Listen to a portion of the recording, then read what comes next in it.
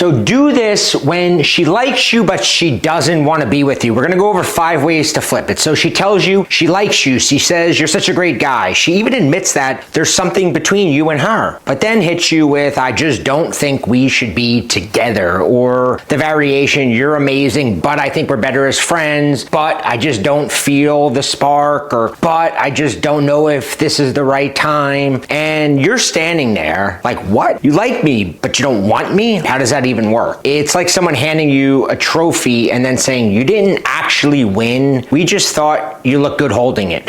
Most guys do one of two things in this situation. One is they either launch into this like closing argument, like they're auditioning for Law and Order or something. But we have a great connection. Remember that night at the Italian place? You said I was different, and you're trying to force her back into attraction. Or they go into full doormat, right? And I see so many guys do this. They actually brag like they did the right thing. Okay, I respect that. I'll be here if you change your mind. You know where to find me. And then they sit by their phone for 6 weeks like a sad little puppy waiting by the front door. Here's the deal. Neither of those work. When a woman says she likes you but doesn't want to be with you, she's not lying. She does like you. She feels comfortable with you. She even feels attraction to you. What she doesn't feel is desire. And attraction and desire are two very different things. My friend Rob Judge says desire is attraction that you're willing to pay a price for. In this video, I'm going to show you 5 ways to flip the situation so that you go from friend that she's comfortable with to the man she's not just a little attracted to, but the man she desires enough to pay the price to be with. Hi, I'm Bobby Rio, and I want to tell you about one of the worst nights of my dating life, because I've been exactly where you are, where most guys have been at some point. So there was this girl that I knew back in college, Tony Ann, and Tony Ann and I had been hanging out for a couple months. We were both freshmen at the time, and she was kind of like my freshman buddy that I initially hit it off with, and we'd text a lot, and we'd have these phone calls at night where she'd tell me about her job and her family drama and her dreams, all that emotional stuff. And I'm in my head thinking this is it, and I will be honest, my high school experience with women was really bad, and now I finally had this girl who seemed really into me, and I'm thinking that this is how it starts. Emotional connection, right? That's what women say they want. I'm giving it to her. So one night we're sitting on my couch and I finally go for it. I'd love to say that I had the balls to go for the kiss, but I didn't. Instead, what I did is I laid how I feel out there. I laid it out there. I was vulnerable and I was honest, and she gets this look on her face. You know the one, right? That soft sort of pitying smile that makes you feel like a kid who just showed his mom a drawing of a spaceship, and she goes, oh honey, that's so sweet. And what Tony Ann says, she goes, Bobby, I really do like you. Like, you're one of my favorite people, but I just don't see us like that. And I wanted to say, like what? We literally fell asleep on the phone together last Tuesday. You called me, but I didn't say that. I just sat there nodding like a trained seal going, yeah, totally, I get it, no worries. Meanwhile, inside, I'm like basically having a full emotional meltdown. Like the Titanic band is playing, the ship is sinking, and I'm still going like, this is fine, this is fine. But I didn't understand then, but I understand it now after coaching thousands of guys through this exact scenario, is that Tony Ann wasn't confused. She wasn't lying. She was genuinely liked me as a person. The problem was I'd become her kitten. I was cute, I was safe, I was predictable. I was like the little kitten she already tamed. She didn't need to chase me. She didn't need to tame me. I mean, let's face it, she already knew she had me before I spilled my guts to her that night, right? On the couch. Like, I thought I was finally opening up, but women know. She knew. Tony Ann knew she had me for weeks, probably for months. She didn't need to hear me say it. There was never a point she had to wonder about me. She didn't need to work for my attention. I was just there. I was available. I was eager. I was handing her validation like it was a free sample at Costco. And here's the deal with kittens, right? Kittens are adorable. Women love playing with kittens, but they don't want to date a kitten. They don't want to bang a kitten. What they want is a tiger. They want that guy that makes their heart race, the one that might walk away, the one they can't quite tame, the one they have to keep working at for him to stay interested. And that's what I had to learn the hard way. So I want to walk you through now 5 specific moves that you can make when she drops the "I like you but" bomb.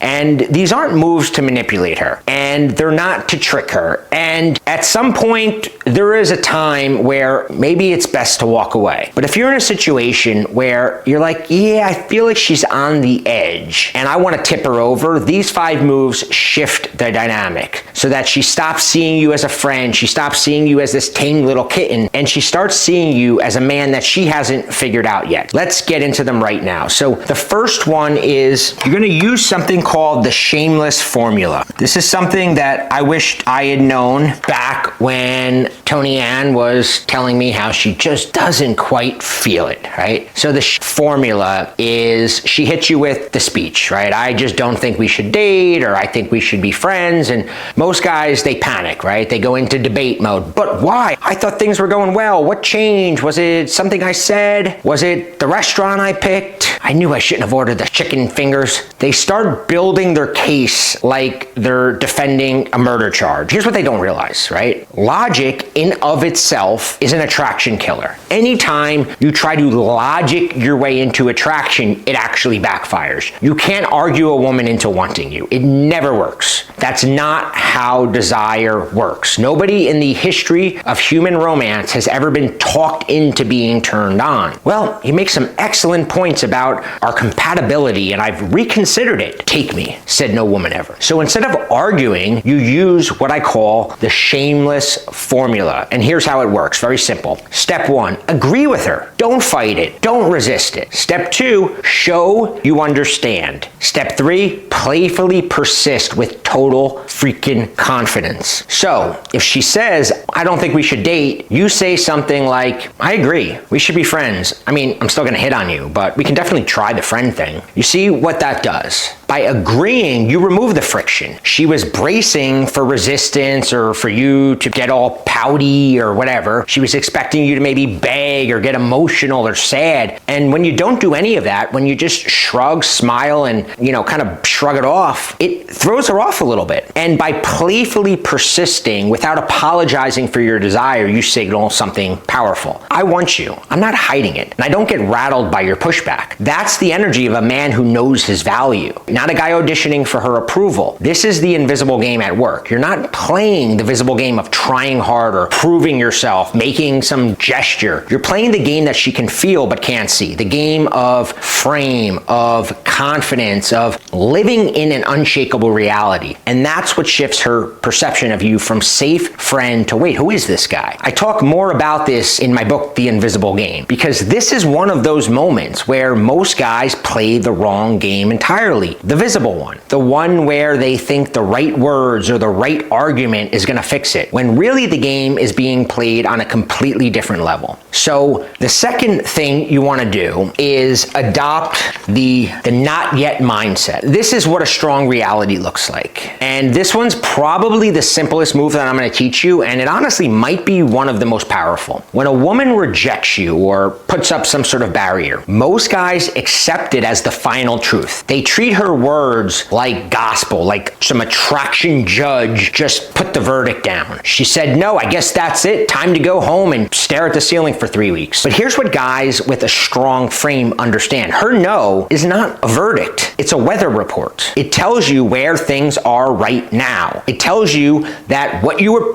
currently doing was not creating desire in her. Now, the unfortunate fact is most guys just keep freaking doing what they had been doing, expecting a different result, which is the definition of insanity. A man with a strong reality doesn't crumble at the first sign of resistance. He doesn't take her current mood and carve it in stone. So let me give you the move. She senses that you're about to try to kiss her, and she says, no, it's not going to happen, or wait, I don't see you that way. You smile, you maintain eye contact, and you say one word, yet. And then you pull back, you smile, and continue talking to her as if nothing happened. That's it. That's the whole move. And I promise you, that word, yet, that will live in her head for a long time, rent-free. Because what you just did is you refused to accept her reality as yours. You held your frame. You didn't argue. You didn't beg. You didn't even flinch. You just smiled like you know something that she doesn't know. And that drives women absolutely crazy. Like, why is he so confident? Like, what is, like,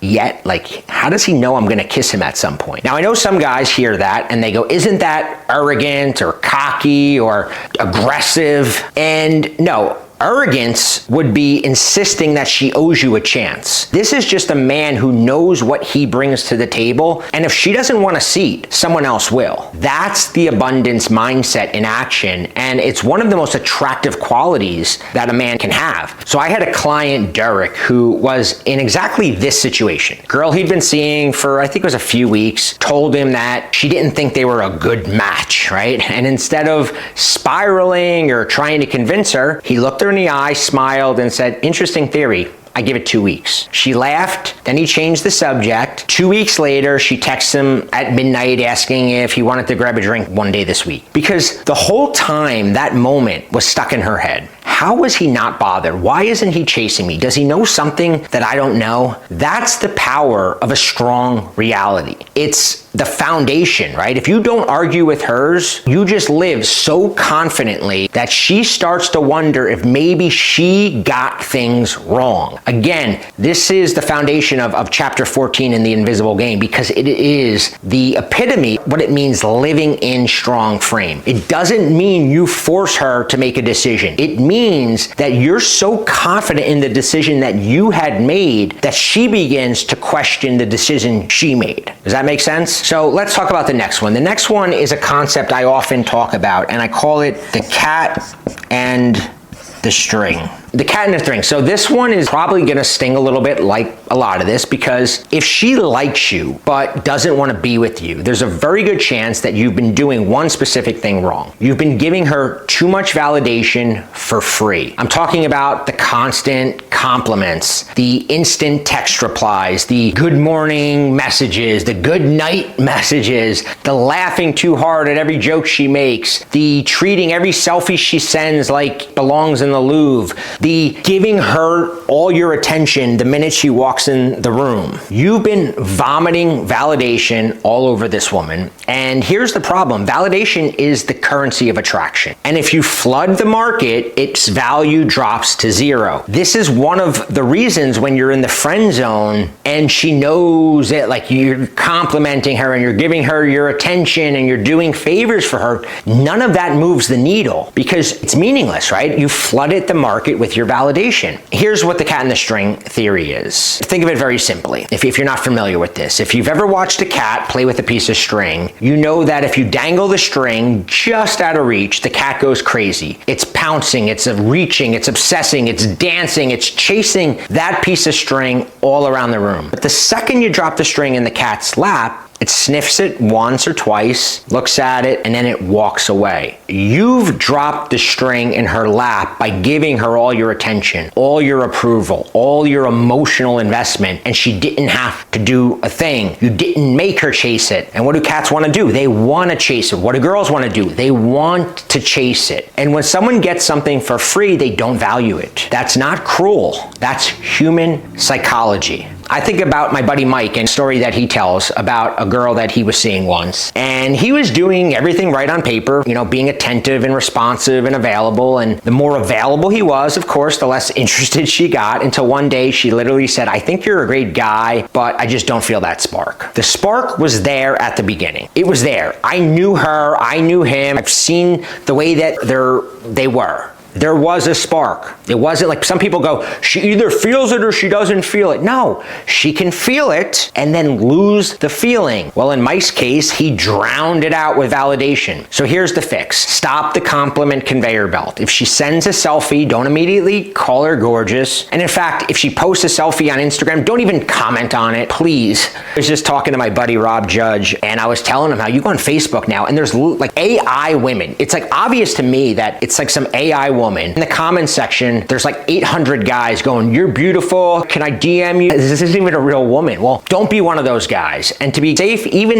when it is a real woman, even if it's your friend, even if it's some girl you're seeing and she posts something, don't even respond. Don't even like it. Or if you are gonna respond to a picture she sends you or posts, say something teasing like "nice lighting" or "what filter was that?" If she tells a joke, don't laugh like it's like the funniest thing you've ever heard. Give her a smirk, make her work for that laugh. If she texts you, don't reply in 3 seconds like you've been sitting there holding your phone, waiting for the notification. When you pull back, she feels that empty space and she's compelled to chase your approval to fill it. This is about making your approval something she has to earn rather than something you hand out for free just because she's pretty and you like her and you don't believe there's other girls out there, which, if we're honest, that's the case why so many guys give their validation away, is they feel like their validation is the only thing you have to offer. I'm not good enough on my own, so if I validate her and compliment her, I'll make her feel good and then she'll like me. No, it doesn't work that way. It doesn't work that way. This is one of the core concepts that I teach in my book, The Invisible Game, because most guys don't realize they're doing this. They think that being generous with validation is how you win a woman's heart, but it's actually how you kill the chase. And without the chase, attraction dies. Next one is number 4, embrace the gray area.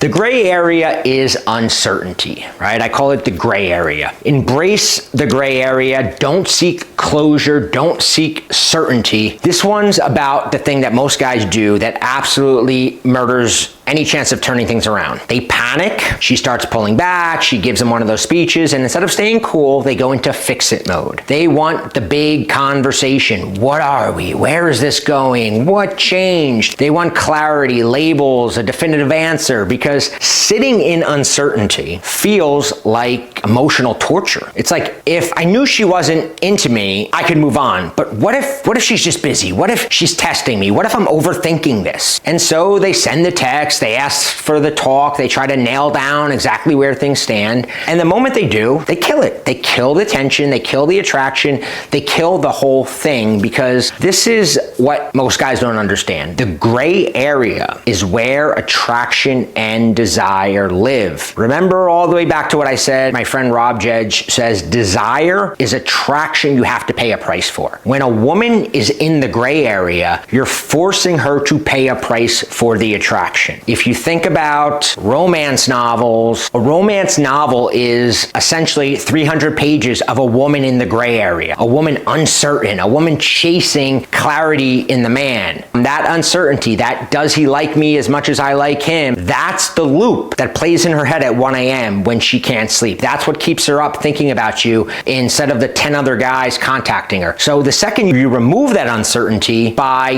demanding clarity, what happens? The tension evaporates. And without tension, there's no desire. I learned this, again, the hard way with Robin. She started going cold on me one weekend after I'd finally kissed her after years of being in the friend zone. No reply Friday, nothing Saturday. And by Sunday afternoon, I'm unraveling, refreshing my phone like it's broken, checking the signal bar, convincing myself that my text didn't go through. And my brother, that prick, says, "Dude, she probably just doesn't know how much you like her." And I thought, yes, that's it. She's confused. She thinks maybe I only like her as a friend, or maybe I'm a player and she needs clarity. So what do? I send her a big bouquet of flowers with a card I pour my heart out into. And you know what happens? You can guess. She didn't respond the way I rehearsed in my head for 40 minutes. She got weird. She got distant, and then proceeded to avoid hanging out with me for the next 2 months, even though I practically got on my knees and begged. It was pathetic. But here's what happened. I killed the tension, I killed the mystery. I removed every ounce of uncertainty and I replaced it with certainty. And certainty is the enemy of desire. So here's the move when she pulls back. You pull back further. I know it's counterintuitive. You don't ask, why not? You don't ask what changed. You don't try to have the big,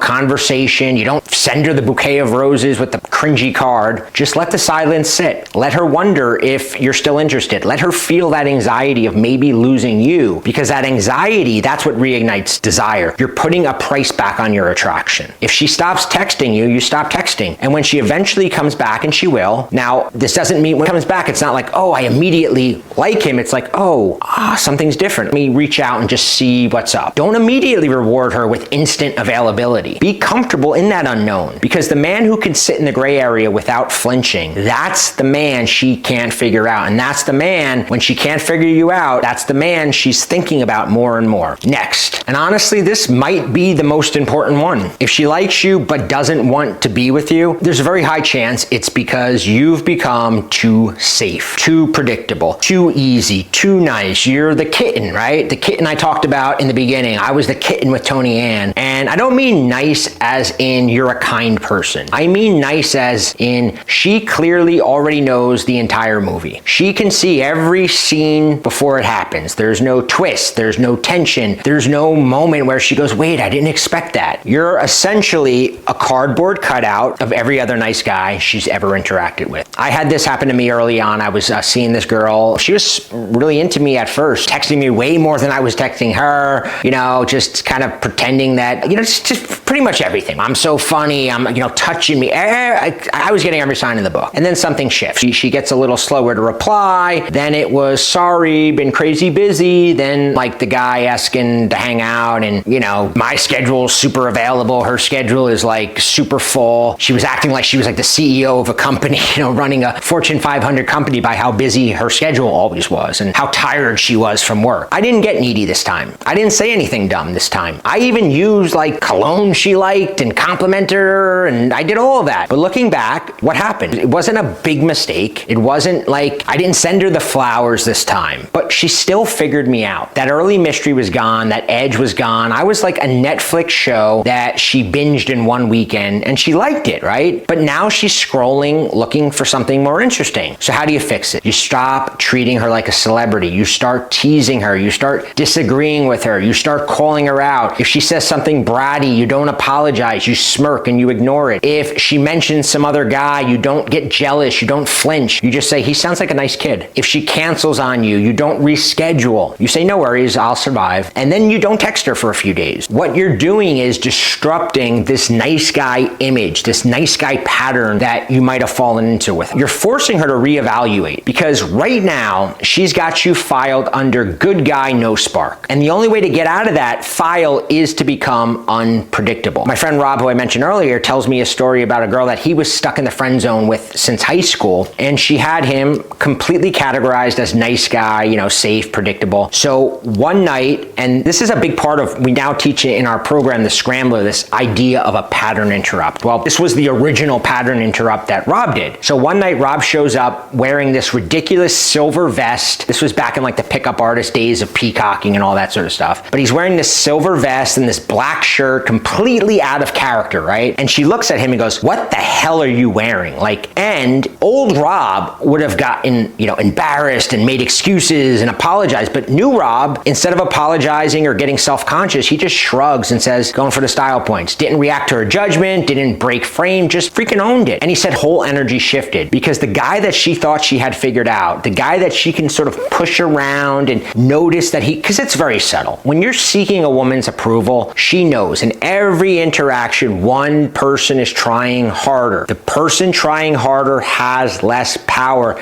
and the other person always knows I have the power here. Well, suddenly she's not so sure she has the power anymore. That's the shift. You go from being the solved puzzle collecting dust on a shelf to being the guy she's now going, whoa, something's a little different here. Because attraction is not a certificate you own. It's a current that you have to keep alive. And the moment that you become predictable, that current dies. So look, if you take nothing else from this video, remember this. When she says she likes you but doesn't want to be with you, it's not a death sentence. It's a diagnosis. She's telling you that she feels affection but not desire. And desire isn't built through logic or grand gestures or being more available. Desire is built through mystery and challenge, through being the man she hasn't figured out yet. Stop trying to convince her. Start making her curious. Stop flooding her with validation. Start making her earn it. Stop seeking closure. Start embracing the unknown. Because the path back from friend to I want to bang this guy isn't about doing more. It's about becoming the kind of man